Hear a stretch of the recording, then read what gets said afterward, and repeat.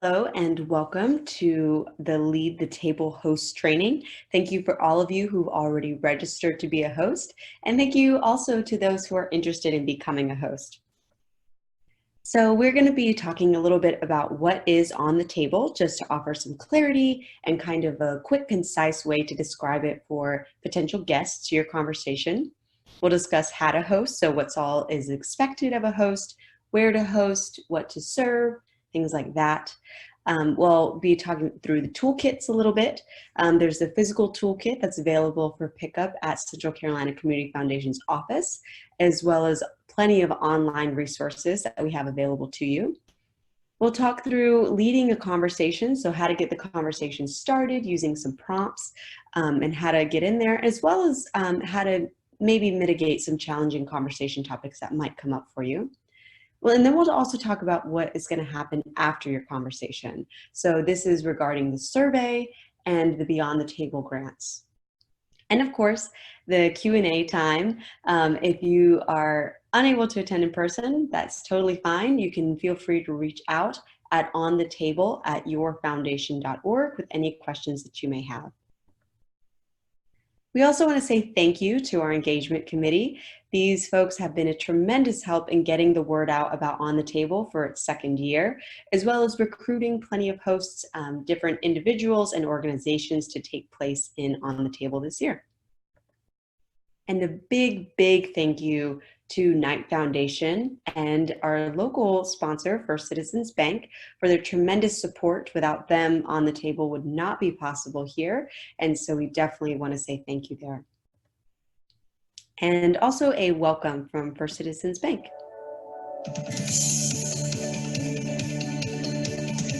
Thank you for joining On the Table. If you're a brand new host, welcome aboard. If you're a returning host, welcome back. I had the pleasure of participating in On the Table last year and witnessing firsthand the powerful conversations and the meaningful connections that occurred simply over having a meal together. On the Table has a unique way of bringing people together with shared values, working on a common goal to make our community stronger. First Citizens Bank is proud to support On the Table this year, and I look forward to another full day of wonderful conversations that will help our community be stronger and help our community thrive.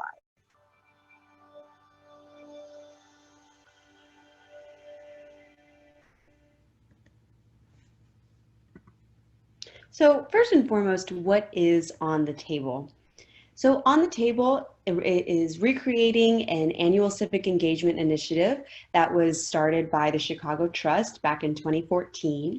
And the Knight Foundation replicated this idea by funding similar initiatives through community foundations in 10 different cities across the nation, and then funded the one happening in Richland and Lexington counties in 2018.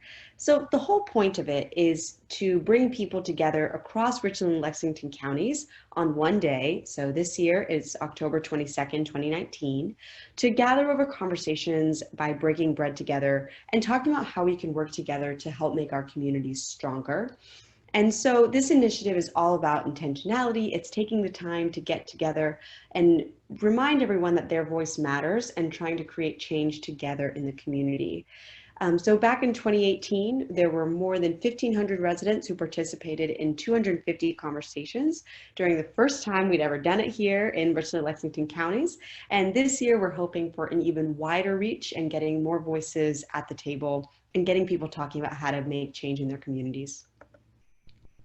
So after the conversations last year, there was a report that was generated from the survey results. So another key component of On the Table is not just the conversations that happen on the day, but also the surveys after. So the surveys that take place, it helps give us a lot of information and be able to share this with different thought leaders and community change agents in our community.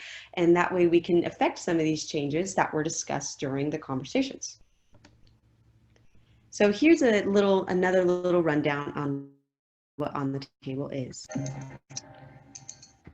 On the Table is an opportunity to have a community-wide conversation, one table and one host at a time, to ensure that everyone in our communities know that their voices matter, The proposition behind this is when people gather and eat and enjoy a meal, they also can connect with each other and talk frankly and honestly about what their concerns and their issues are. It gets ideas flowing and possibly solutions, but it's just to communicate with your neighbors and your other community leaders to find out what they see that you might not see every day. So I'm going to really be listening to what people have to say so that we can take those things that people are saying and that they feel passionate about, and we can incorporate that into our planning process. We believe in this community. We believe in bringing people together.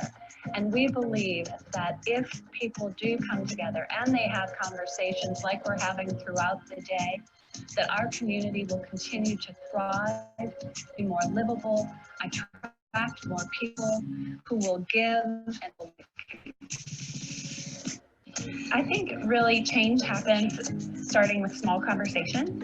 And so it's important to start to host these conversations in a place where people feel comfortable. This is an opportunity for us to go back to our roots and engage with one another, sit down and have those conversations and develop true relationships and true friendships that you can't develop online. You know, we're all more alike than we really are different. And the best way, I always say, is to sit down at the table, break bread with them, enjoy a meal, you know, with them, and really learn about people and enjoy your time doing so.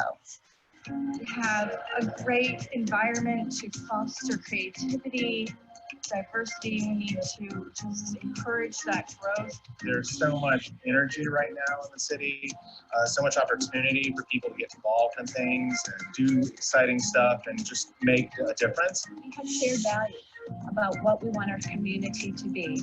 We have shared bragging rights about the things that we love about our community. And we share a concern that if we don't work together, we won't be able to get to that next level.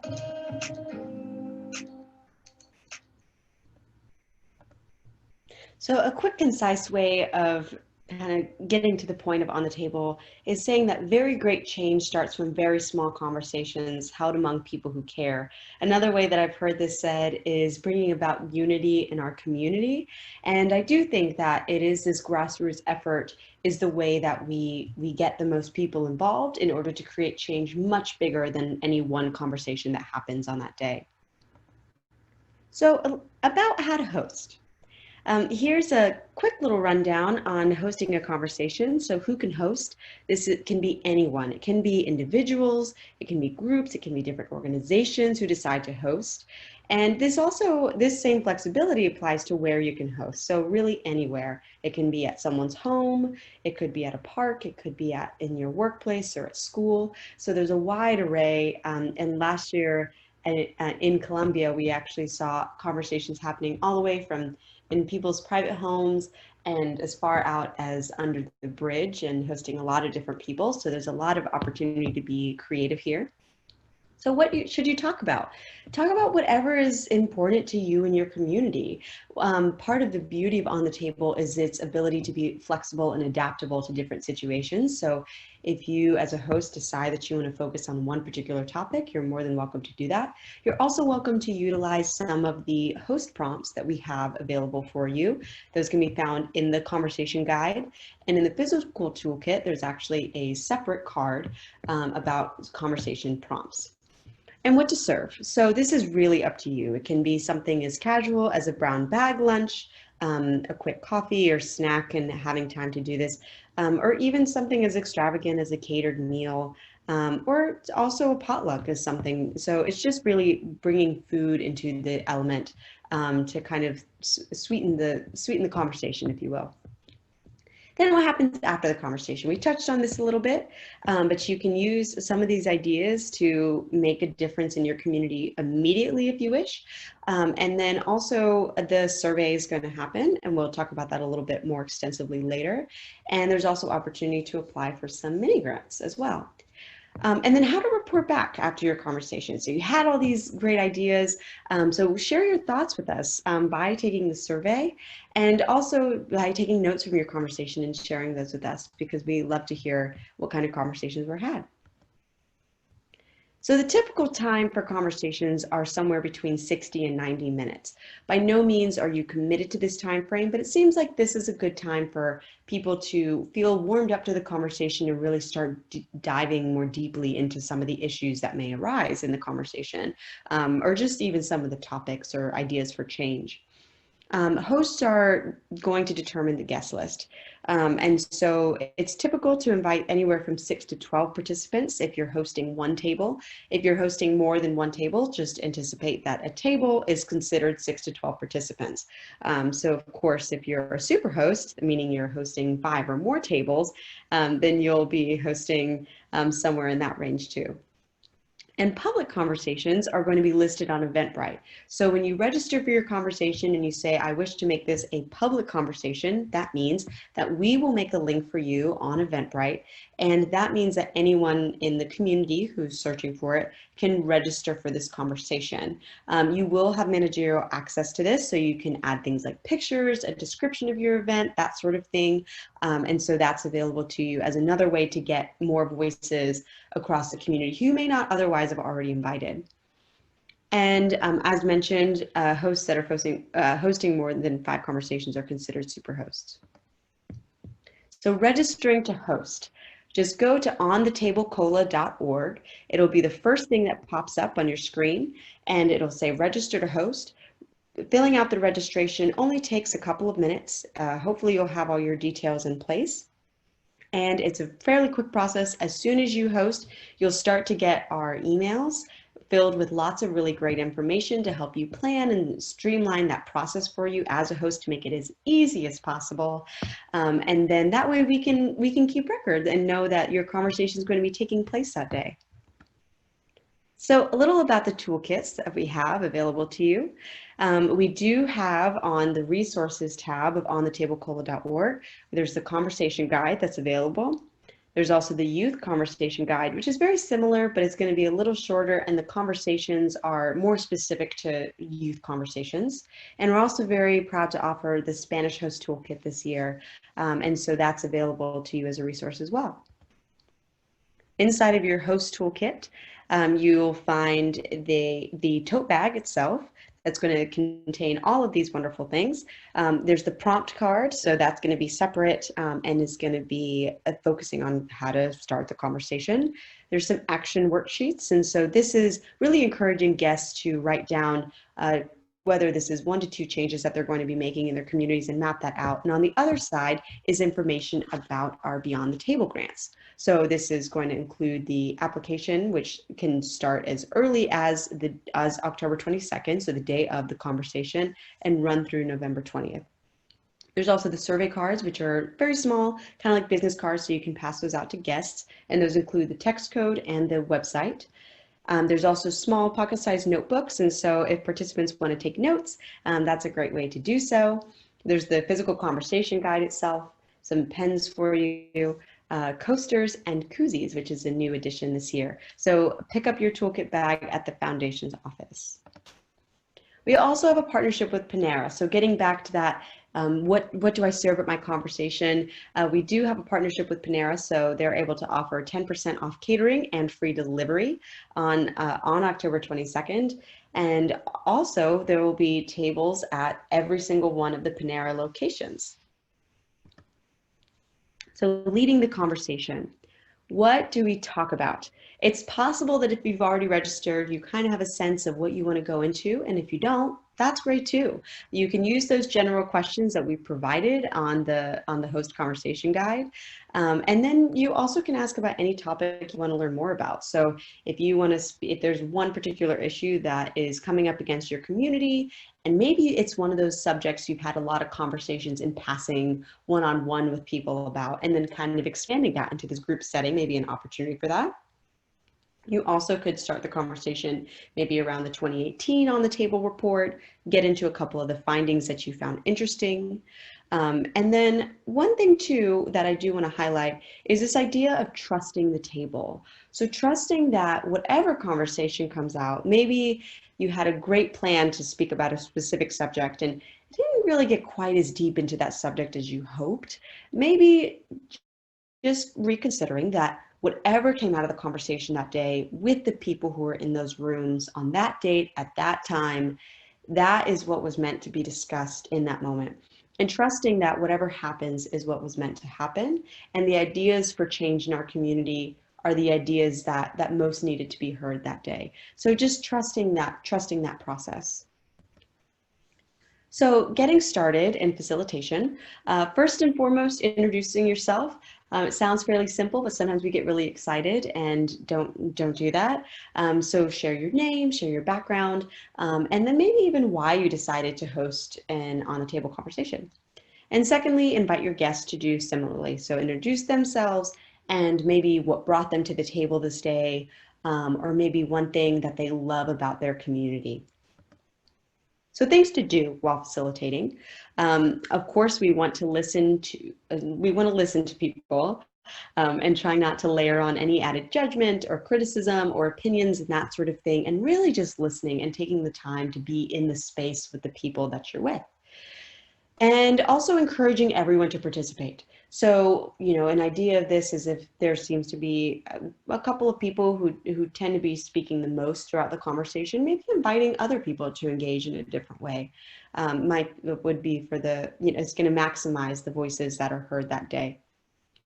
Inviting guests to follow up and expand on ideas. So sometimes someone may mention something that feels either very profound or has a lot of weight to it, but they don't necessarily back it up. So this is a great opportunity to get curious and ask those questions and maybe dig a little deeper into what exactly is going on there and what the thought is. And that way you can build out how to create change from that sentiment.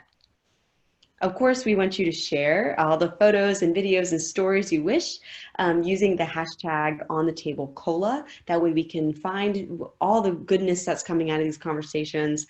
And of course, if you have any questions, call our office at 803-254-5601. And that way, we can get those straightened out right away.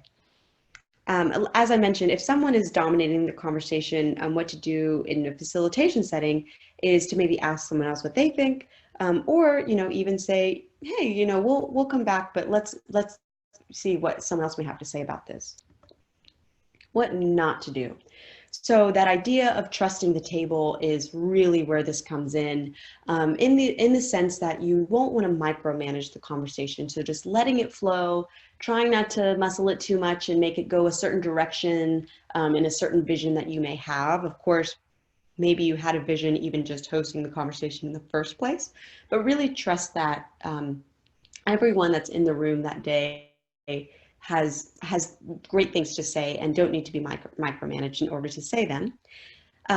Try not to start up any arguments or unproductive debate, really recentering yourself to what change can come from this and letting that be the driving factor in these conversations. And sometimes when we get wrapped up in debates and arguments, we're kind of maybe losing that sense of what keeps us moving and that idea of actually creating those changes. This is not really the time to make campaign speeches or promote any political agendas. This is not the goal of On the Table, though I understand that there may be some excitement around that. And don't be afraid to ask questions. Like I said, get curious, and this is a time to, as a facilitator especially, ask those questions and invite people to unpack. So managing difficult situations. It's possible this could happen. By no means do I want to scare you and make you think all these things are going to happen if they're not.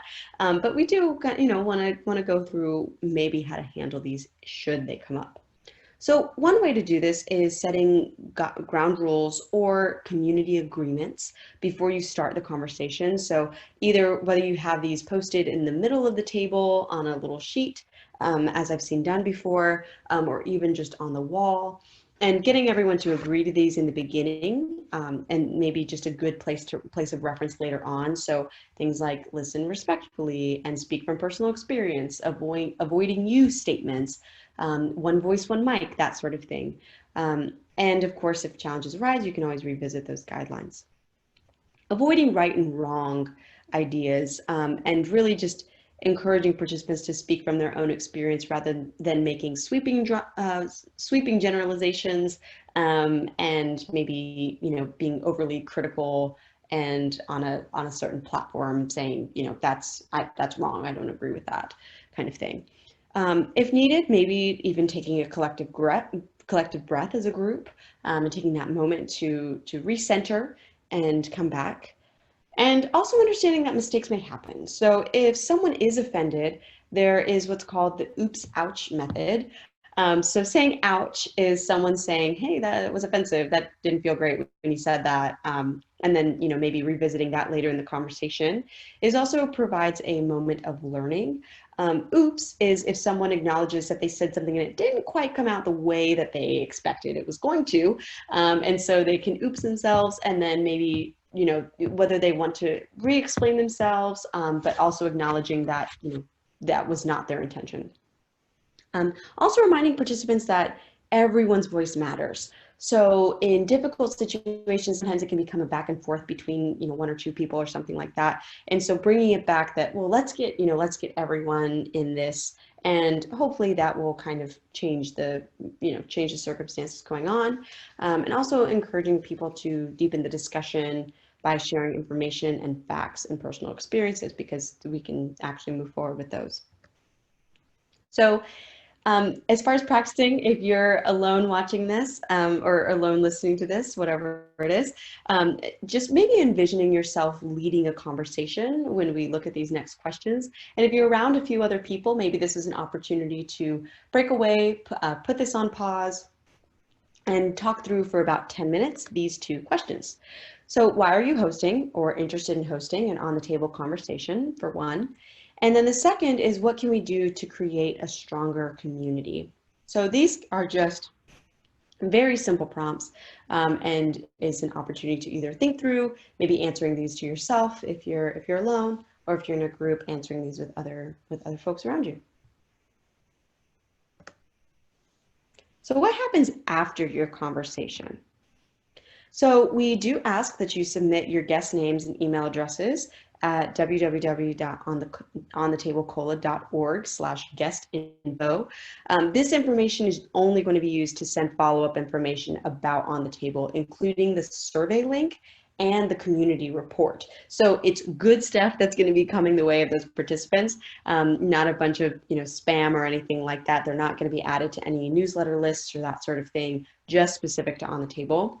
And at a minimum, if you could just please fill out a form with a guest count so we know how many people were in attendance. That way we have that great data to work with at the end. And of course, if you're a superhost and have a lot of people and it's just going to take too much time to use that form that's available to you at guest info, feel free to email that to us at ontable@yourfoundation.org with all your guest information. So about the survey. After the conversations, participants are going to be invited to complete a short survey. You may even want to factor this in towards the end of your conversation. It should take no longer than 10 minutes or so. And so maybe working that in, just because it seems that when people answer the survey almost immediately after the conversation, that ensures that it gets done. Otherwise, it can kind of get pushed away. And then after the survey is done, it's going to get sent over to Heart Research and Public Opinion Strategies, and they'll analyze the data and bring out those ideas, those conversations and themes that emerge. And then we'll share the report with the community and decision makers across the community. And so that way something can actually be done about all these great conversations that we had. Ways of accessing the short survey is either through text, so texting the code that is here, OTT-CCCF, and also using the link that's available on thetablecola.org, the web link that will be sent to participants via email. And this year, we're also able to offer a paper survey. So this is just another way to collect this data. We have a partnership with Richland and Lexington libraries, and that way your paper surveys can be dropped up at any location, because of course we understand that our office, for some of our friends who may be further out, is quite a bit of a trek. So we're able to offer the drop-off locations anywhere at those library branches. The survey will also be available in English and Spanish. So this mirrors the conversation guides that are available on our website. So the survey will be available in those two languages. And the survey will also only be open for 2 weeks. So like I mentioned, the earlier you complete it, the better, because of course, you get to the end of that time frame, you get to that October 30th deadline. And, those survey results are almost pretty much just as important as the conversation themselves. So survey, survey, survey. As far as the paper survey, like I mentioned, it's available, but it is going to be at onthetablecola.org, and hosts are going to be responsible for printing or copying that survey. And like I mentioned, there's those drop-off locations, so our office or any Richland Lexington library. So the youth survey. We are able to survey youth this year, which is very exciting because youth voices will be included in the report that comes out at the end. So if you know of any schools or youth groups who may be interested in participating in the conversations, definitely invite them to do so. Youth are able to give feedback through a survey that's much shorter. It's only 5 to 7 questions, excuse me, and no identifiable data will be collected, and also no open-ended questions will be asked. So sometimes that lends itself to being identifiable data. Hosts with youth participants are responsible for notifying parents or guardians of the survey via letter. So either an opt-in or opt-out situation. So opting in means that in order for them to be surveyed, a parental or guardian signature will be required on this letter saying, yes, my student can participate, my child can participate. And then opt-out is assuming that everyone can participate unless the parent or guardian has explicitly expressed, my child or student cannot participate in the survey. Youth surveys are also only available online, so not via text or paper. And on those youth survey little cards, the little business card ones, it will actually have a QR code as well. So youths can scan if they have that accessible to them, or they can go using online. And so these postcards will be given to hosts with youth participants. If you are hosting a youth conversation, please let us know so we can get those out to you. And those postcards with the link should only be given to youth who already have consent. That just makes it a little bit easier so we don't start getting youth who don't have that consent taking that survey. And the consent letter is already available at onthetablecola.org/resources. So you can find that there. So beyond the table grants. So, you've had these conversations, now you're excited to make something happen. So there's mini grants available for up to $2,000, and $20,000 total are going to be awarded. So on a smaller scale, so thinking of, how can you use this money in a way that is on a smaller scale, but an actionable item, in a way that's not trying to drink the ocean. So these grants are available for nonprofit organizations or individuals with a fiscal sponsorship who are interested in changing our community.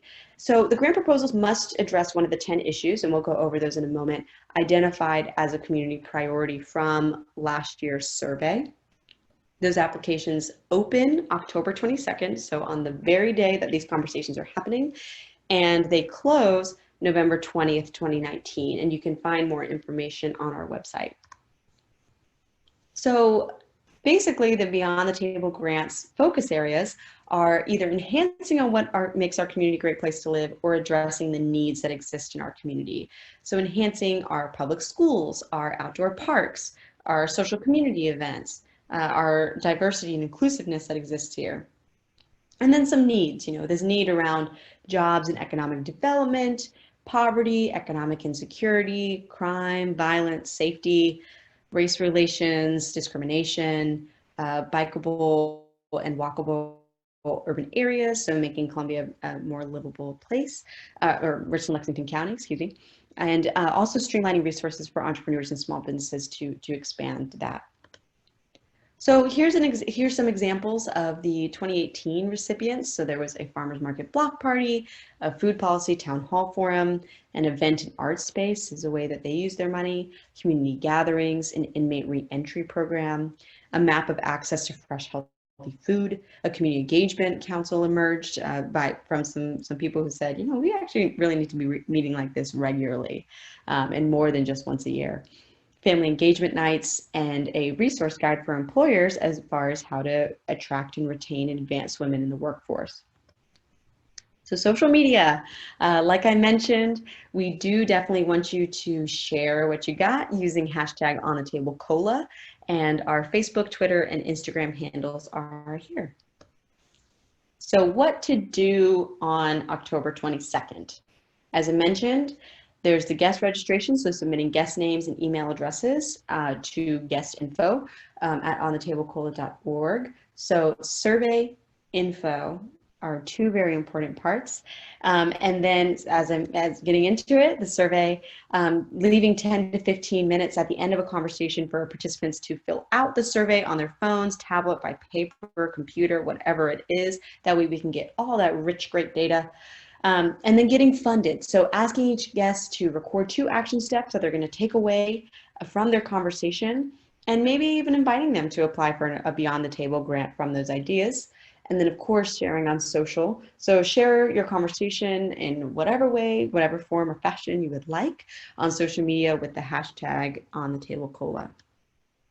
So now would be the opportunity for Q&A. But as I mentioned, feel free to email onthetable@yourfoundation.org, and I will be happy to answer any questions that you may have. And meantime, thank you so much for joining us here today, and we look forward to seeing you on the table.